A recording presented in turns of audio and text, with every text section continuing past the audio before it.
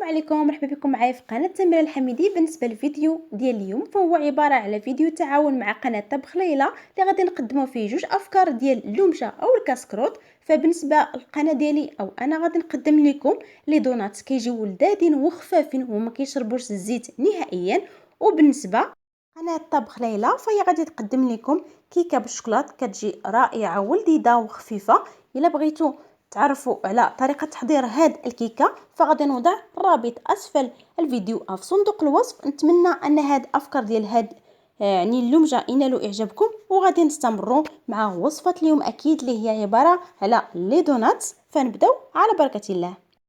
بالنسبة للمقادير اللي غادي نحتاجو فهي كالتالي: عندنا جوج حبات ديال البيض، عندنا 220 ملل ديال الحليب يكون دافئ، عندنا 40 غرام ديال السكر خشن او سكر سنيده، جوج ملاعق كبيره ديال زبده مذابه، عندنا قشره برتقاله محكوكه، عندنا ملعقه صغيره ديال خميره كيميائيه، ملعقه كبيره ديال خميره معجونه او 10 غرام، وعندنا 450 غرام ديال الدقيق. هنا بالنسبه للمرحله الاولى في اناء ديال العجن غادي نوضعوا الدقيق مع جوج حبات ديال البيض والسكر مع رشه ديال الملح ومع قشره ديال البرتقاله وكذلك مع الزبده المذابه.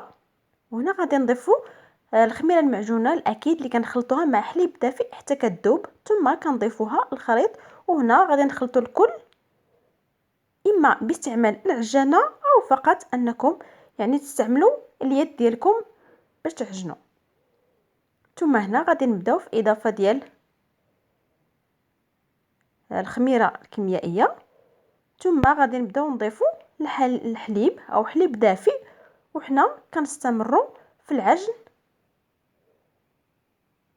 بالنسبه لهاد المقادير فهي مضبوطه، يعني 220 ملل ديال الحليب غادي تكون كافيه ل 450 غرام ديال الدقيق.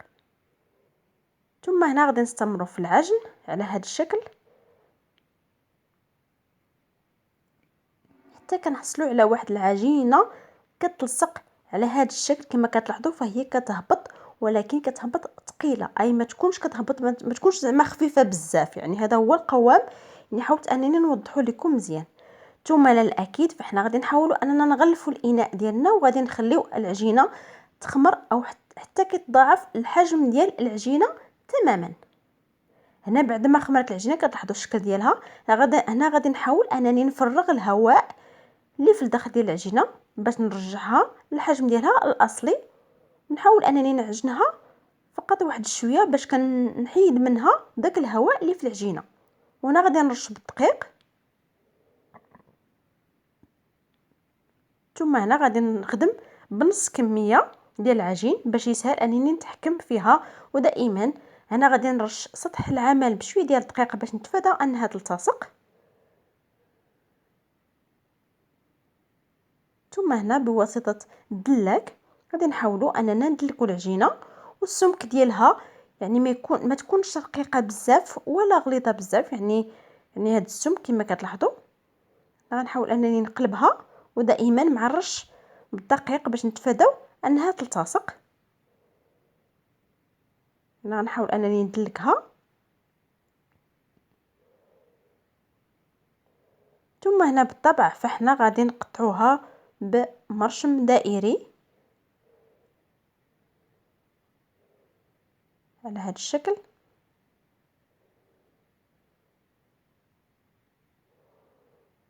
ثم غادي ناخذ قطعه او مرشم اصغر منه باش نقطعوا الدوائر ديال هاد الدونات. انا استعملت فقط يعني السداده ديال واحد القنينه او غلقه ديال واحد القرعه. ثم هنا كنحصلوا على الشكل ديال الدونات ديالنا. والاكيد فاحنا غادي نحاولوا اننا نحطوهم فوق واحد المنديل يكون نقي، وغادي نخليوهم يعني يخمروا بدون ما نغطيوهم لانهم دغيا كيخمروا. هنا كتلاحظوا الشكل ديالهم. ثم هنا بعد ما كيخمروا فاكيد حنا غادي نقليوهم في زيت تكون سخونه على جوج ديال الجهات بالطريقه المعروفه. وهنا بعد ما كيطيبوا كتلاحظوا الشكل ديالهم كيكونوا خفاف جدا من الداخل وما كيتشربوش نهائيا الزيت. يعني هذه الوصفه هي ماخوذه من واحد الكتاب يعني معروف، الغروند ليفر دو بان، كتكون وصفه رائعه جدا. وهنا بالنسبه للمرحله ديال التزيين غادي نستعملوا شوكولاته سوداء، وكذلك مع يعني اشياء ديال التزيين سواء شوكولاته او فيرميسيل او لوز او كوك، يعني اي يعني بالنسبه للمساله ديال يعني المواد ديال التزيين فهي كتبقى مساله اختياريه. هنا غادي نحاولوا اننا نغطسوا الوجه ديال الدونات في الشوكولاته.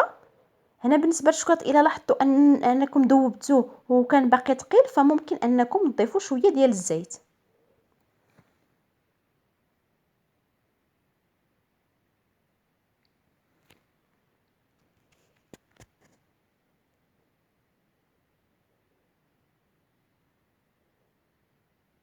كما كتلاحظوا فاحنا دائما كنغطسوا الوجه ديال الدونات وكنحاولوا اننا نحركوا واحد شويه باش كيهبط داك الفائض ديال الشوكولاته.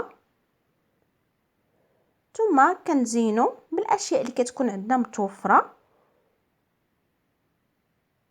هنا غادا ناخذ شوكولاته خضراء او فيرميسيل ديال الشوكولاط اللون اخضر، كذلك حبيبات ملونه، كاين فوتين، كاين حبيبات الشوكولاط، كاين اللوز، يعني كاين افكار كثيره ممكن انكم تستعملوها للتزيين.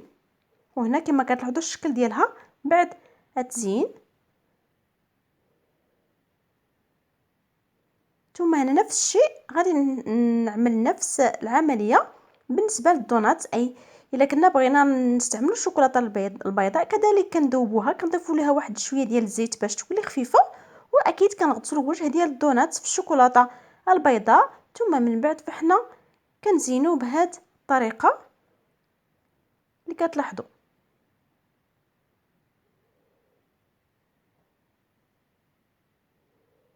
هنا كذلك اختاريت فيرميسيل احمر، كذلك اختاريت حبيبات ديال الشوكولاته، كذلك اختاريت حبيبات ديال يعني الحلوى. هنا كذلك لي بيبيت دو شوكولا وحبيبات ديال الشوكولاته، او ممكن فقط عمل كتغطسوهم في شوكولاط اسود ومن بعد كتعملوا خطوط بشوكولاته بيضاء او العكس. يعني دائما يعني التزيين كتبقى مساله اختياريه، وكيصبح الشكل ديالهم النهائي على هذا الشكل كيجيو رائعين وخفافين وما شاربينش الزيت نهائيا. يعني هذه الوصفه نتمنى انكم تجربوها لانها فعلا كيجيو خفافين ولذاذين. كذلك القشره ديال الليمون كتعطيهم واحد الطيبه رائعه باش كتزول ديك الريحه ديال البيض، ونتمنى انهم ينالوا اعجابكم. واكيد كما كتلاحظوا فهذا هو يعني الشكل النهائي ديال الطبق ديال اليوم. نتمنى انه ينال اعجابكم. ما تنسوش انكم تشتركوا في القناه ديالي ودمتم في رعايه الله.